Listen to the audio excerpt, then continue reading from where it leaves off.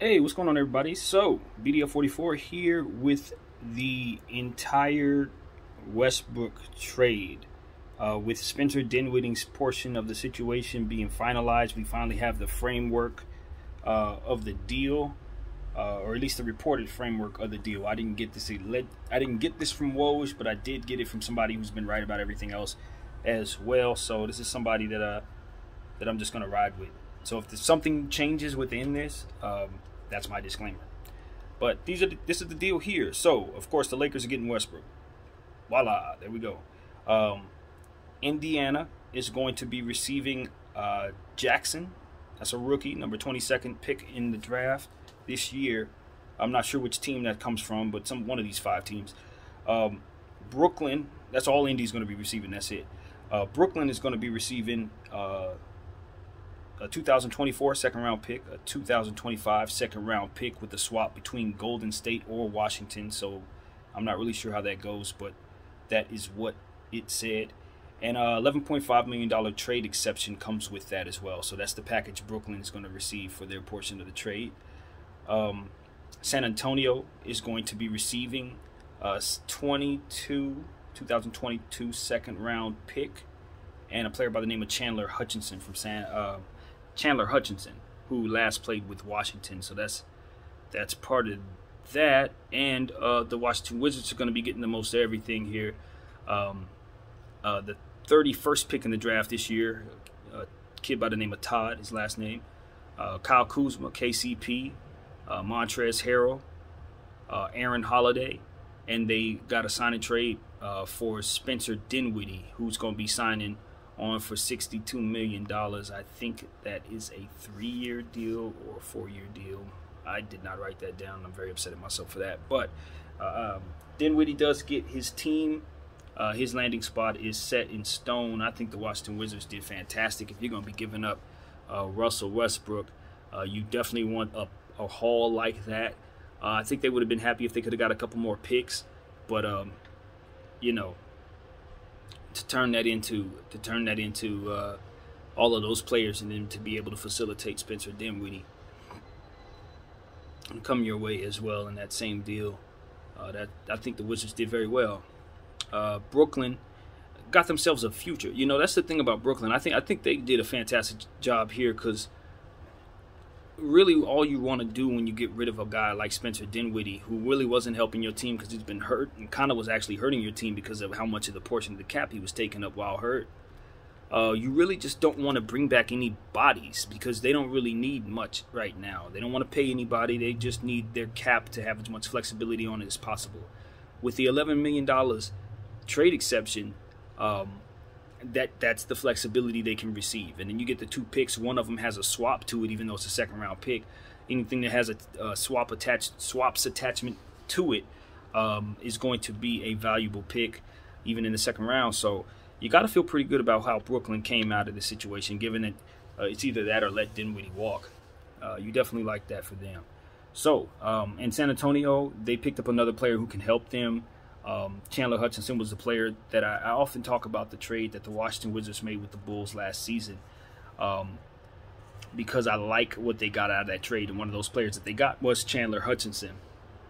So in this deal, he's going to be heading to San Antonio and taking his services there, and San Antonio, of course, gets that second-round pick. You know, hoard picks. Everybody should be trying to get them. And so, man, that's what's going on. And of course, the Wizards.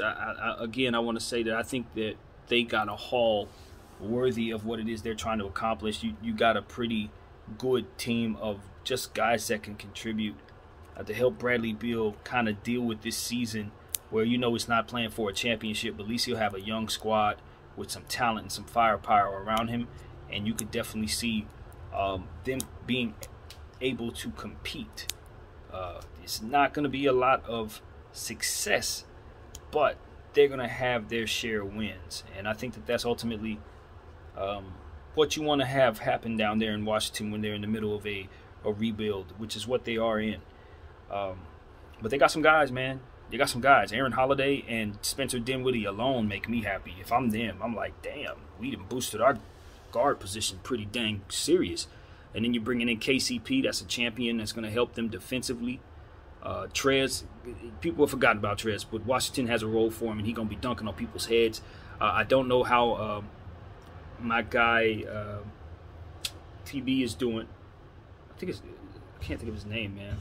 But Thomas Bryant. I can't think of how his injury progress was last when I read it. I think he was on his way back, or he might have already came back before the end of the season. But Thomas Bryant is a player whose trajectory is heading upwards, but the injuries are starting to give him a little trouble. So Trez will help with that quite a bit in terms of giving them some insurance for that dude.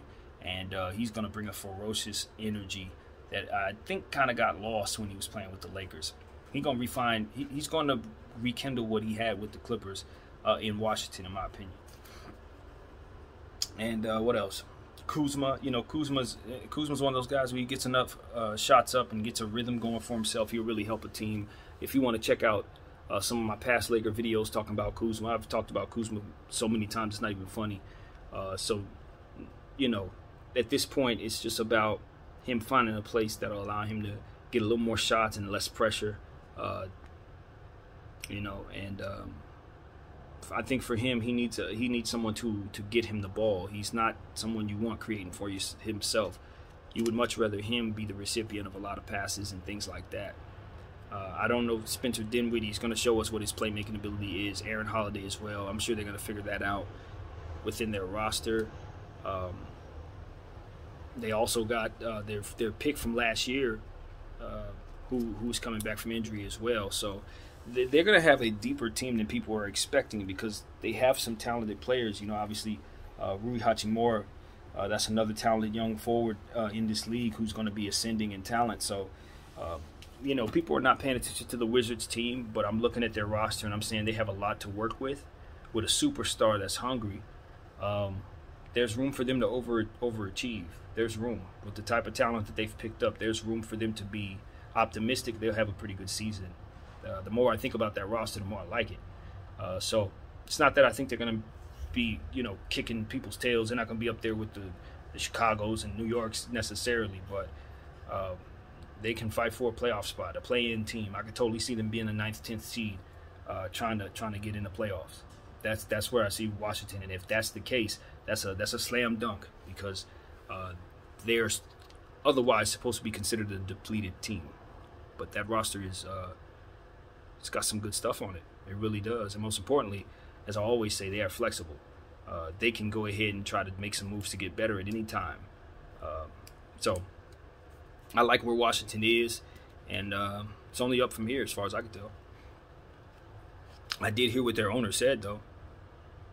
I heard what he said. It's one of those situations where I don't want to get too far into it, but basically he was kind of upset at Russell Westbrook for leaving. In a roundabout way, he was just saying, Russell Westbrook, in this era, basically a player can move around as much as they want. This is a guy who was in OKC, he wanted to be traded. He got to Houston, he wanted to be traded. He went to Washington, he wanted to be traded, So it's just like he was the third stop, and it was almost like he felt like it was his responsibility to just kind of facilitate the player what he wants. And he said, it's not like that in other leagues. And he mentioned, I think, the NHL and maybe the MLB. So, it was not a good look for their owner because it spoke to him being bitter about Westbrook leaving, like, the Cleveland owner was upset at LeBron leaving, but these are two different situations.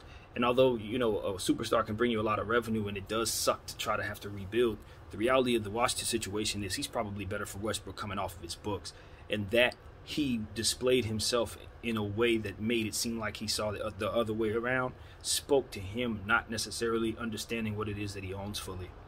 But the good thing is it appears he's hired the right people who do, and they're making good decisions. I just hope that the owner and what I just saw in him doesn't trickle down to disrupt what it is that seems like really, really good stuff that the GM and all those guys, basketball professionals, are doing for him. So that's what I have to say to that. And at any rate, Russell Westbrook is with us, and we're happy to have the contract because we have different opportunities to get the most value from it. It's not a bad contract to us because we're an older team with a different timeline. For a team like the Washington Wizards, having Russell Westbrook on for another couple of years does you nothing. you would be better to not have him here and take the flexibility that comes with it. That's what I know. That's why it's important to just kind of get educated on what it is we're talking about here. And that's why I ask people to watch my channel, because this is the type of stuff I talk about. That way, you know, we could sound informed no matter what position we're in, whether we're a fan, owner, or player, or whatever, so that we can make informed decisions about not only what it is that we're talking about, but if you're involved, what it is you're involved in. That's what my intention is when I come on here and I talk the way that I do. I look at Dennis Schroeder's situation, say the same thing. It's like he had the right confidence, but not applied the right way. You're playing chess out here, and when you play around with your value, it's not harmless. When you say that you're worth $120 million and you're really worth 80, that is harmful. And he's learning that, and I hope the rest of us are watching it as well. Same type of thing, just being misunderstanding the reality and the intricacies and the context from which it is that these things operate. The NBA, as it appears, certain things look like they should be possible. When you dig deep, you start to understand that certain moves are made for cap reasons, and that's why your trades are lopsided. That's why you're happy to watch a Westbrook walk away if you're the Washington Wizards, but you're not so upset to see him come to the Los Angeles Lakers. Just different cap situations, different timelines. So context, people. I say in every situation, the older I get, the more I realize context will help you navigate through your conversations and everything. And sometimes our confidence without context can put us in a position to look and sound uninformed and otherwise ignorant, and that is not anyone's intention, I'd imagine. So look for context in all that you apply your opinion to. That way you can look at it the right way and want the right things. So that's what I got. My name is BDF44. Thank y'all for watching. I'm out.